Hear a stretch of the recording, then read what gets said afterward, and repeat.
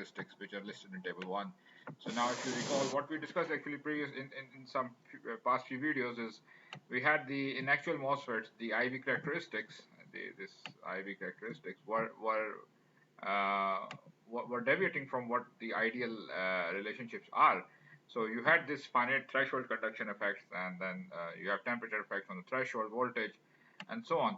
So we are not going to consider any, for example, any finite output resistance uh, that can be taken as 0. So, for example, in saturation region, the curve is flat. Okay, and in the sat region, okay, this is your drain current axis.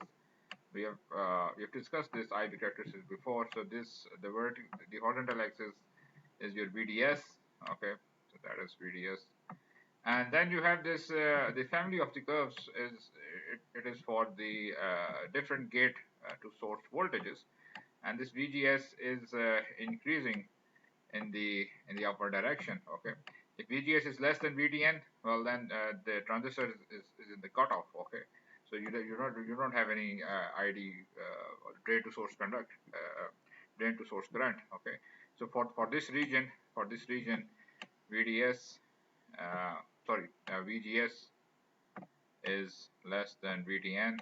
Okay, so the transistor is off.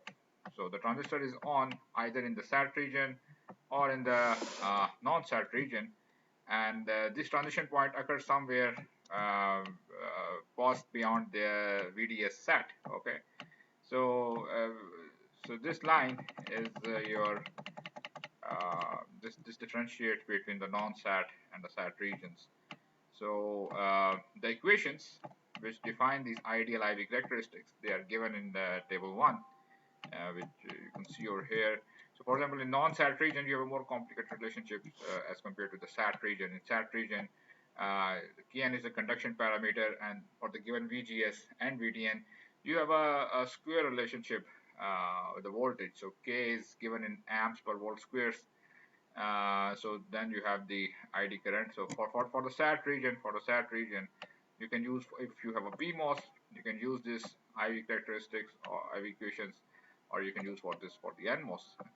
Then the transition point, which is passed beyond the VDN, is given in both PMOS and NMOS by these equations. You recall that for NMOS you need a positive gate source voltage. VDN is positive. In PMOS it's the other way around, it's negative. Okay, so VTP is negative in PMOS. VDN is positive in enhancement mode and MOS. And your in depletion mode, VTP is positive. It's the other way around, because in depletion you already have the channel fabricated. In VDN it's less than 0. Okay, the threshold is the other way around. You need to apply the gate to turn off the transistor. So this thing is in reverse. Okay, this is VTP, this is VDN. Okay, so if the transistor is biased in non-SAT region, okay, then these are the equations. Okay, for the given gate to source voltage, VTN is given. Conduction parameter is a function of the geometrical parameters of the transistor. Okay, so this ID is depending on your VDS. Okay, VDS is responsible for the establishment of the horizontal field, and it actually moves. I mean, since VGS is establishing the channel, given VGS is greater than VDN. Okay, and then if your transistor is biased below this point, which is VDS SAT, which is non-SAT region, so let's call this point as VDS SAT. So below this point, you consider these relationships. This one for NMOS and this one for PMOS. Okay, so we'll use these currents to find the DC currents and the DC power dissipated. What is the DC drain to source voltage? All right, and so let's proceed with the analysis. So one of the most common configuration is the common source. Okay, it means that you see, if you can read the symbol. Okay, you have the gate over here. Then this space is representing the oxide, and you recall that there is no current that flows. There's no gate current in the MOSFET because of the insulation that exists between the gate and the substrate due to this oxide. Unless you apply a huge gate source voltage and the oxide breaks down, For example, for silicon dioxide, that's about 1 million volts per centimeter. Okay, so it breaks down and starts conducting. That's not the case. It's happening for very low VG voltages or low VDD supply voltages. Okay, so there's no current over here. But then this direction of the current shows that this is an NMOS device. So the current is out of the source, and the source over here, this is your source terminal, and this is common. This source terminal is common to both the input and the output portions of the circuit. So this is the input, the output is being taken from the drain side. Okay, so this is your drain. So that's the basic configuration symbol of the transistor. The source is common, so this is a common source and MOS device. Now, okay, this figure shows one example of this type of circuit using an N-channel enhancement mode MOSFET. Okay, why it's enhancement mode? Because you require a certain VG to turn on the transistor. That means that you need to create a channel. Okay, so the source terminal is at the ground potential, and it's common to both input and output of the portion of the circuits. And if you can, well, you can figure out this CC is a coupling capacitor, and the purpose of this coupling capacitor is that it blocks the DC, or it is an open circuit to DC, so it's not going to supply any DC. So for DC analysis, you don't need to consider this capacitor at all. We're going to do this in once we have this small signal linear analysis for MOSFETs, when you're going to bias the transistor such that you have to operate this as an amplifier, and you need to apply some AC signals. Okay, so for example, this is an AC signal. So right now we don't have either the AC signal, and this is open to the DC, so you don't need to consider this coupling capacitor. So it only basically it couples the signal voltage, the AC signal voltage, to the gate of the MOSFET. Okay, so this configuration, we are going to see this more of it in and when the transistor is being used for AC analysis or dynamic analysis of transistor as an amplifier. So removing the coupling capacitor and the AC supply, what we're left with is the configuration shown in figure 25 part A. So this is the DC equivalent circuit of MOSFET. NMOS common source. Source is common to both input and output. Okay, this is your source. It's common to both the input. The source is grounded, you see. It's common to both input and the output, which is being taken from the drain. So the DC equivalent circuit is shown in figure 25A, and in the following DC analysis, we use the notation for DC currents. So if you well, if you have done it previously in BJTs and FETs, we use small alphabets. For example, this is capital V, and then you have capital I for the drain currents over here. These are the DC notations. Okay, you don't need the small V or I symbols. Those represent the AC. Everything is DC over here. Okay, there are DC supplies, and then there are DC currents. Power dissipation is also DC, so nothing is AC over here. Since the gate current into the transistor is 0, okay, the voltage at the gate is given by the voltage divider. Well, you can see the current inside the gate is 0, so this is being shown over here. There's no gate current because of the oxide. Okay, well, there is current from drain to source, and it's coming out from the source, and that's your NMOS device. But over here, this is oxide, so no current over here. Okay, this is 0. So the voltage at the gate, well, that is given by the voltage division due to the resistors R1 and R2, and that's given by R2. So VGS, this is your VGS voltage, and this voltage is what you have over here. VS is set to 0. Okay, so VS is 0, and VG is given by the voltage division due to the VDD available at the drain terminal. So for example, in this case, you can see that you have R2 as 20k and R1 is 30k. So by the voltage division, VG is 2 volts. Okay, that is R2 over R1 plus R2, and R2 is 20. Then you have 20 over basically this is the same thing, 20 over 50. 20 divided by 50 into 5 volts. That's that gives you 5. Sorry, that gives you 2 volts. Okay. Now, if for example, now what you need to see is that is this VGS or VGS is the same thing, since VS is 0. Okay, VS, you see, this is at ground potential. VS is at 0, right? This is the ground potential. So Okay, now what you need to see is that is this, for the first thing you want to ask yourself is this VG greater than VDN for the given transistor? If it is the case, well, yes, the transistor is on. Otherwise, it's off. So let's say the transistor threshold voltage is 1 volts and the transistor is on, and assuming that if transistor is on, then it is either in the non-sat region or it is in the saturation region.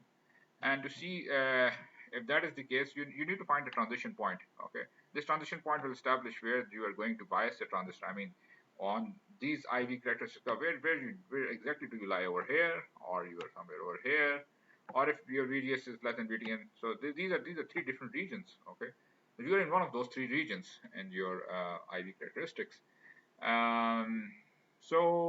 If you find this, if your VGS is greater than VDN, all right, for NMOS, and if your VDS, you have to find VDS before. Okay, so the thing is, if VDS is greater than VDS sat, well, you are in the saturation region. Okay, and for that you need to, once you establish that you are in the saturation region, for that you need the IV current.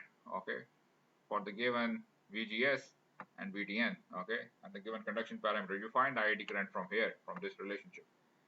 If that is not the case, then you move on to the non-sat region, given the transistor is on. Okay, so these are only two possibilities.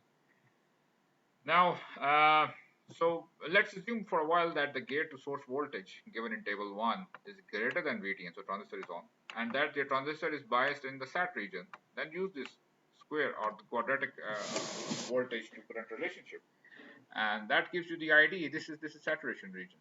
All right. So we are assuming that we are somewhere in the saturation region. So your VDS, as I've explained previously, VDS is basically greater than VDS sat, but this VDS has to be found out. Okay. Well, VDS sat. What is VDS sat? It's already given in the table. That's the overdrive voltage difference between VGN and VTN, right? This is the transition point. So VDS sat for NMOS device is VGS minus VTN. So you need to consider this. So first let's find what is VDS, and then compare this with VDS sat. Okay, if it is greater than VDS sat, well then use this equation. Okay, then use the saturation region equation for current. So let's see. Let's see what the relationship is for the VDS. If that is the case, well, VDS is given by VDD minus IDRD. Does it make sense?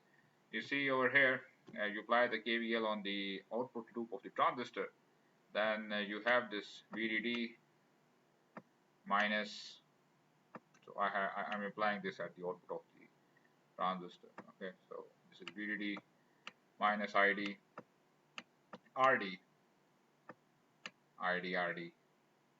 then minus I have VDS, and this should give me, the right hand side should be equal to 0, because there is no the source is grounded. Okay, there is no resistance at the source is grounded. So that is the case. Okay, so VDS is obtained from, if you have the current, then you have the VDS. Okay, so if VDS, now if you have VDS which is greater than VDS sat, which is the transition point is obtained from the given gate source voltage, then the transistor is biased in the saturation region. Okay, so as initially assumed, then our analysis is correct. So if VDS is less than VDS sat, the transistor is biased in the non-sat region, and the drain current is given by a more complicated characteristic equation given table 1 for non-sat region. Okay, so for the non-sat region, the situation is a little bit different, it's more complicated as compared to the SAT region. You have more complicated current to voltage relationship for the same conduction parameter. So the power dissipation, the DC power dissipation in the transistor is given by ID VDS. Okay, so you need to have this current ID, and then whatever your VDS is. For example, for this ID current of 0.1 milliamps, 5 is your VG, is the gate voltage. So no, sorry, it's not the gate voltage, it's your drain voltage. Okay, so VDD minus this is your ID RD. Okay, ID is 0.1 milliamps, RD is 20 kilo ohms. So So you subtract this from VDD and find out what your drain to source voltage is. In this case, it's 3 volts. So 3 multiplied by, the power that is dissipated in this transistor is given by ID into VDS. So that is about 0.3 watts. Okay, that is about 0.3 watts. That's about the DC analysis. So all you need to know is, well, which from the given table, which current characteristics you want to use, and whether you are in non-sat region or the sat region. That is going to be determined by the value of VDS. If that is greater than VDS sat, the transition point given by VGS minus VTN, well, then use the saturation. If not, then you are in non-sat region. Okay, given the transistor is on, of course. Well, this is example 3.3 from your text, and it says calculate the drain current and the drain to source voltage of the common source circuit in the N-channel MOSFET. This is shown in 25B. So find the power dissipated in transistors. Actually, we have done this before. The first thing is you use the voltage divider, find what is your gate voltage. That's 2 volts. All right. Now this 2 volts is greater than 1 volt. The transistor is on. Okay. So it is either in SAT or it is in non-SAT. So, how can we find the SAT point is, let's see. So VDS SAT, which is my transition point from between the saturation and non-sat region, is given by VGS minus VTN, and in this case that is 1 volts. Okay, in this case is 1 volt. So if you don't do this analysis before, and over here in this example, what was assumed before is that it was assumed the transistor is already biased in the sat region. So if you go on using this saturation region current with the given conduction parameter Kn, which is 0.1 milliamps volt square, for the given VGS and VTN, you find this drain current as 0.1 milliamps. Okay, then from 0.1 milliamps, and this is your IDRD, and then you have VDD over here. You find what is VDS. This is your VDD. Okay, VDD, and this gives you VDS. So look at this VDS right now. This VDS 3 volts is this VDS is greater than the VDS sat, which is equal to 1 volt. So this analysis is correct. So this assumption was okay in this particular example. So your VDS is 3 volts, okay, which is greater than 1 volt. So that means you're already in the sat region. So therefore the power dissipated is given by ID VDS, okay, which is 0.3 watt. Okay, so the comment is, since VDS is greater than VDS sat, this is given by the transition point occurs at 1 volts and 3 volts is greater than 1 volt. So the transistor is indeed biased in the sat region. The analysis is valid. Now this DC analysis produces a quiescent point known as the Q points of the drain current and the drain to source voltage, and these are labeled as IDQ and VDSQ.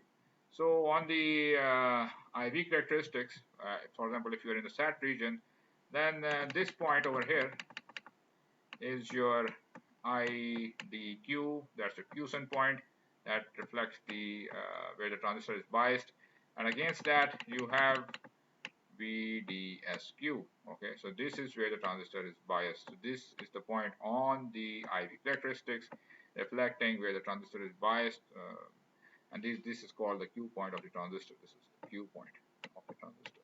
Okay, that's about the DC analysis of an NMOS CMOS and NMOS MOSFET.